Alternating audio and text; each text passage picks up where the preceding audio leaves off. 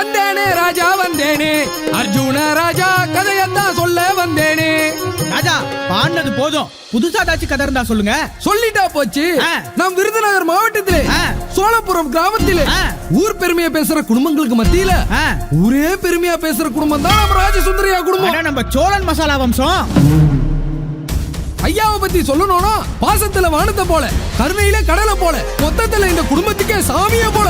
இப்படிப்பட்ட இவருக்கு கரிகாலன் ஒரு மகன் இருக்கான். குணத்துல கோவக்காரன், குழந்தை போல மனசுக்காரன், 4 எழுத்து படிக்காட்டியும் வேலைன்னு வந்துட்டா கெட்டிக்காரன். ராமனுக்கு எப்படி லட்சுமணனும் நம்ம ராஜசுந்தரத்துக்கு குணசேகரன். பேருக்கு ஏத்த மாதிரியே குணமான மனுஷன் குணசேகரன். மகனோட பேரு அருள்.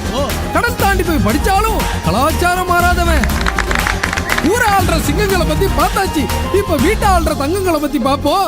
ஐயாவோட மூத்த தங்கச்சி பேரு சுப்பலட்சுமி, 2வது தங்கச்சி பேரு வரலட்சுமி. இவங்க 2 பேரும் தான் இந்த வீட்டோட மகாலட்சுமி. இப்படிப்பட்ட தங்கச்சிகளுக்கு 2 அழகான மகள்கள் இருக்காங்க. நம்ம நந்தினியை பத்தி சொல்லணும்னா எவ்வளவுதான் படிச்சிருந்தாலும் அப்பாவை போலவே நாட்டுப்பற்று உள்ளவ.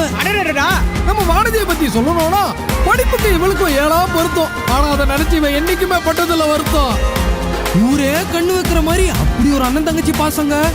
சொந்த வீட்டு போனாலும் சொந்த வீட்டு போக கூடாதுன்னு தான் பொண்ணுங்களை அண்ணன் பசங்களுக்கு தான் கட்டி கொடுப்பேன்னு வைராகத்தோட இருக்க தங்கச்சிங்க. இந்த குடும்பத்துல மூத்தவர்களுக்கு மத்தியில ஒரு எதிர்பார்ப்பு இருக்கு, இளையவர்களுக்கு மத்தியில ஒரு சில ஆசைகள் இருக்கு. தேன் கூடு போல சந்தோஷமா ஒற்றுமையா இருக்க இந்த குடும்பத்துல சந்தோஷம் எப்பயும் நிலைக்குமா, இல்ல ஆசைன்ற புயல் காத்து வந்து இந்த குடும்பத்தோட சந்தோஷத்தை கலைக்குமான்னு காத்திருந்து பார்க்கலாம். மனசெல்லாம் உங்கள் ஜீ தமிழில் விரைவில்.